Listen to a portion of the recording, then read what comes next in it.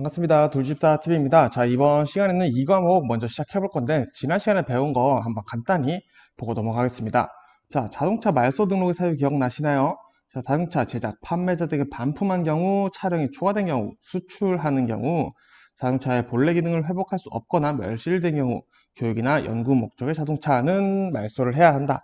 보시면 되겠고, 자, 말소 등록 기간은 사유가 발생한 날부터 1개월 이내에 해야 됩니다. 그리고 번호판 봉인은 시도지사가 실행한다. 지난 시간에 살펴봤었고요.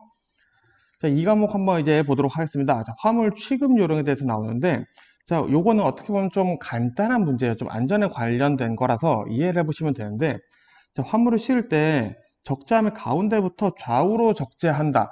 자, 우리가 보통 생각하면 모서리부터 적재를 하는 게 더 안전하다고 생각하는데, 가운데부터 쌓아서 무게중심을 맞추면서 적재하는 게 더 중요하다라고 보시면 되겠고, 자, 아래쪽에는 무거운 거부터 실어야겠죠. 제일 위에 무거운 게 있으면은 화물이 파손될 수도 있고, 또 무게중심이 위로 가기 때문에 쓰러질 수도 있겠죠.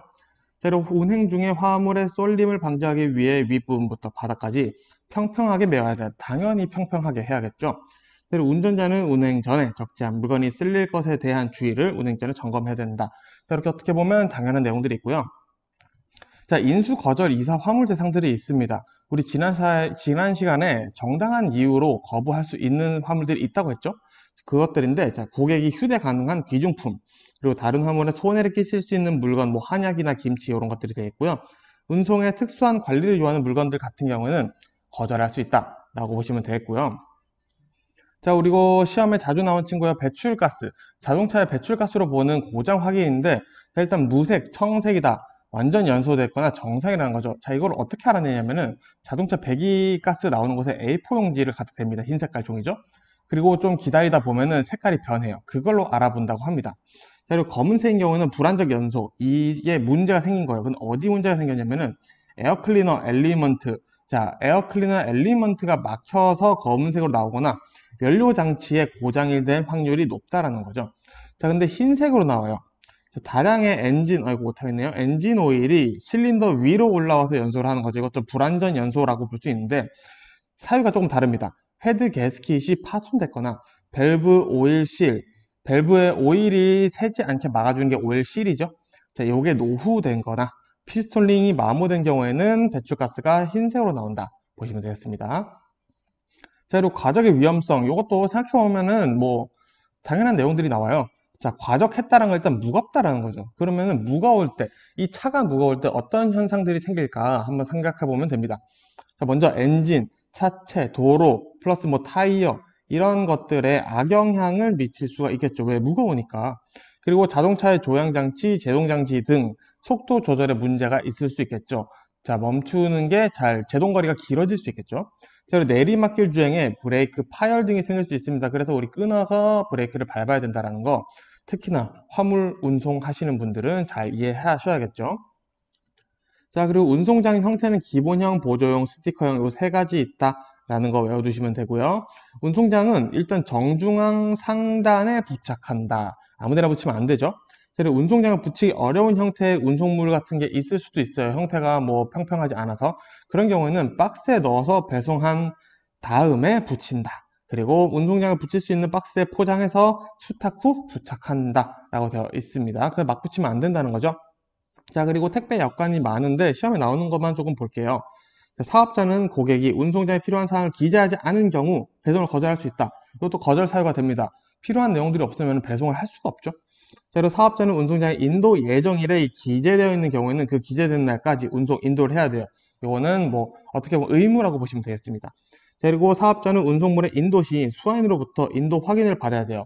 내가 이거를 받아서 배송하겠습니다 라는 거를 꼭 확인을 받고 시작을 해야 된다는 거죠. 자, 그리고 사업자는 천재지변 기타 불강력적인 사유로 발생한 운송물의 멸실이나 훼손, 연착돼서는 손해배상을 지지 않는다 라는 것까지 우리가 잘 알아두고 일을 보이는 게 좋겠죠.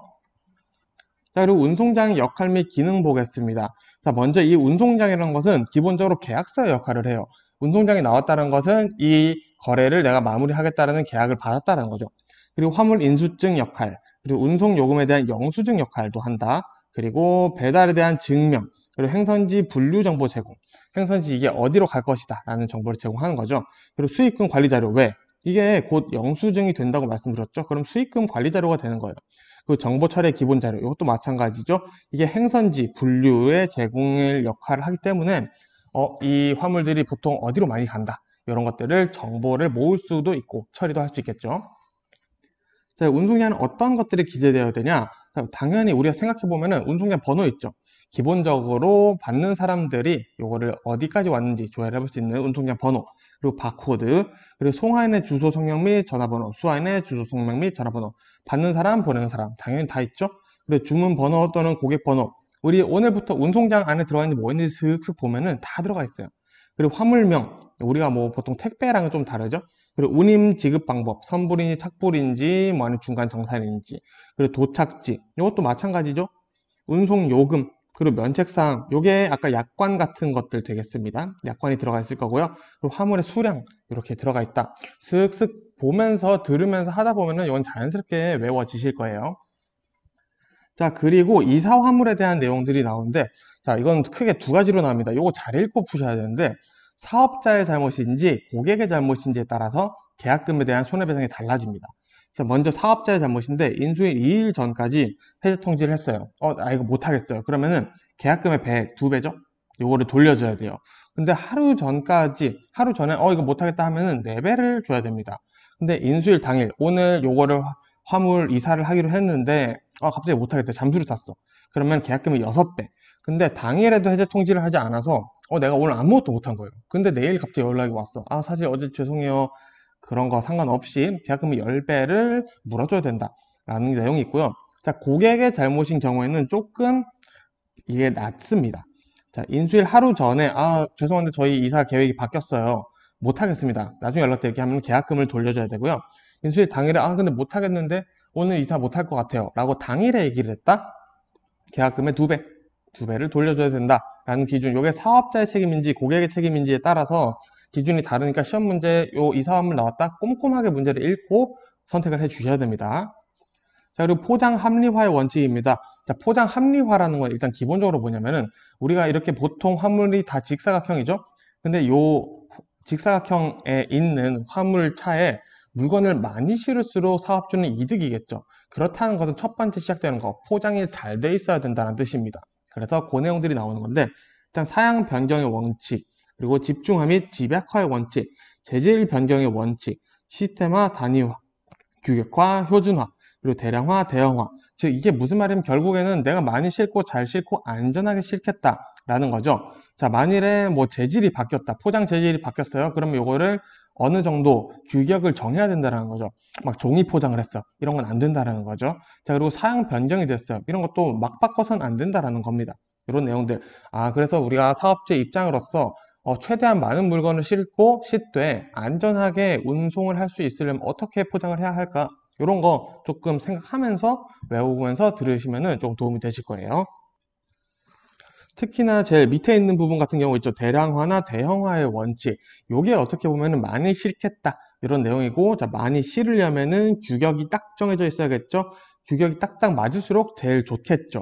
그리고 규격이 딱딱 맞는 것도 추가로, 자, 포장 재질이 또 중요하겠죠. 찢어지거나 파손되지 않는 포장을 잘 해야 된다라고 고객이나 이렇게 수탁하는 사람들에게 안내도 해줄 줄 알아야 되고요. 그리고 몇 개를 실을 수 있는지 어느 정도의 평균 개수, 이런 것들을 시스템화하고 단위화하는 것도 중요하겠죠.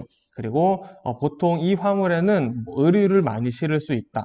이런 것들도 어느 정도는 정해서 집중을 하는 것도 상당히 중요할 수 있겠다라고 보는 겁니다. 그래서 어떻게 보면은 지금 이 과목 내용에는 우리가 이해를 하면서 우리가 있었던 경험, 운전을 하면서 겪었던 경험들이나 화물을 주고받고 택배를 주고받으면서 있었던 경험들을 가지고 풀 수 있는 내용들이 상당히 많습니다.